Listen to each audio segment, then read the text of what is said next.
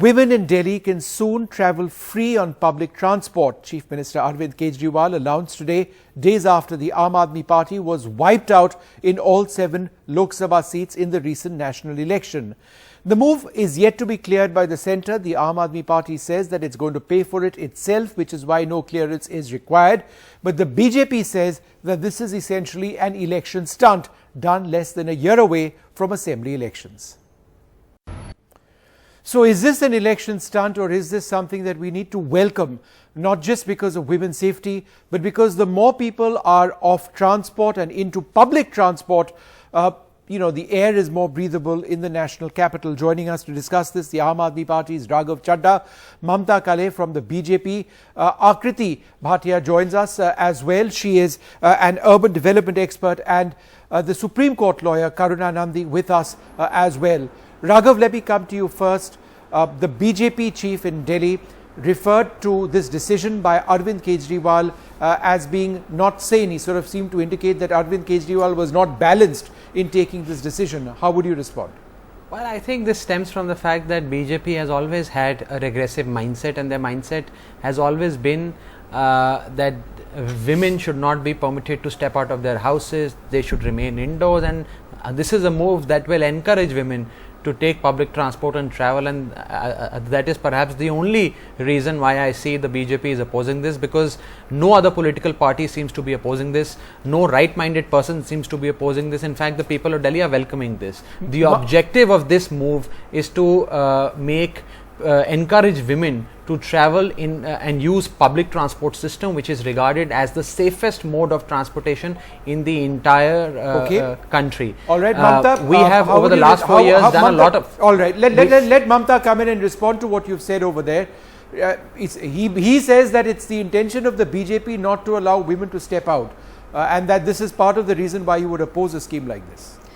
That's really funny for me. I think Raghav doesn't even know how many women in India go out to work. He's not about the number. So this is 27% of India's this is very funny to talk about and putting this allegation that X party doesn't want people to go out. 27% now I want to make some quick points. If you are talking about women's security, then women's security is not about giving them freebies.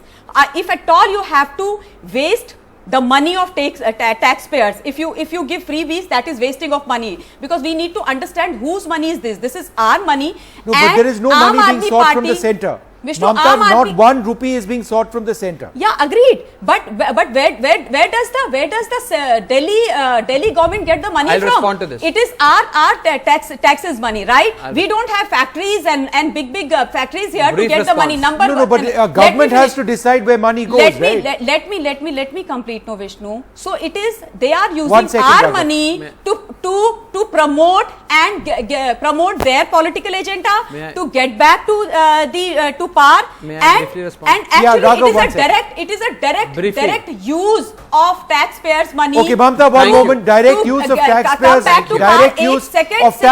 money. Raghav Chadha, respond to that. Are you misusing taxpayers' money? 1 second, Raghav, when we got into office, the annual income, the annual budget of the Delhi government was 32,000 crores. We have in the last 4 years increased this figure to a whopping 64,000 crores. We have nearly doubled the annual income of the Delhi government. It's the only state government in the country that has a surplus budget. We have lots of money, and those who label this move as a wastage of the exchequer's money, I would say this is perhaps the optimum utilization of the financial resources of the state government. We are not seeking a single rupee from the central government. We are not seeking a single rupee from the DMRC that runs and maintains and operates the Delhi Metro. It will be entirely funded by the Delhi government, and therefore there will not be any room for interference by the central government. It is our scheme. We will implement it for the welfare of the people of Delhi and for ensuring safety and security of women in Delhi. Okay, let me just go across. If you have to talk about safety and security, then use this money for the last mile connectivity. Use this money for the marshals. Well, that is also being done.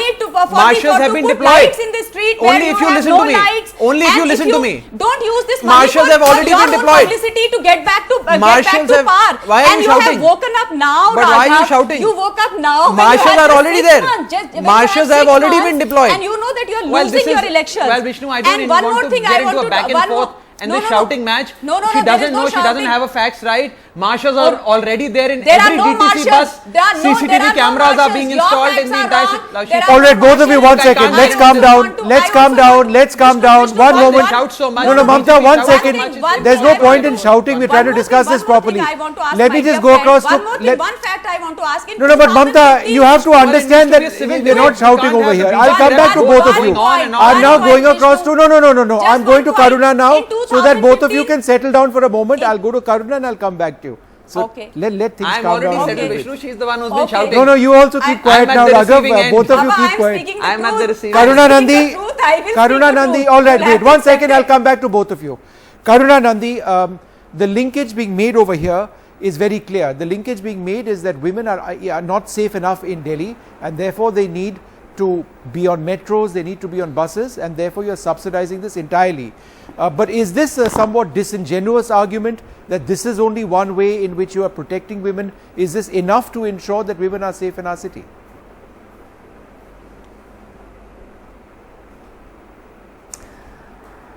I think, Vishnu, that may not be the only question.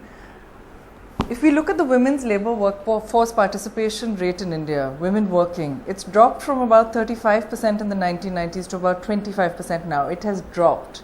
There are fewer women working today, 10% fewer than in the 1990s, right?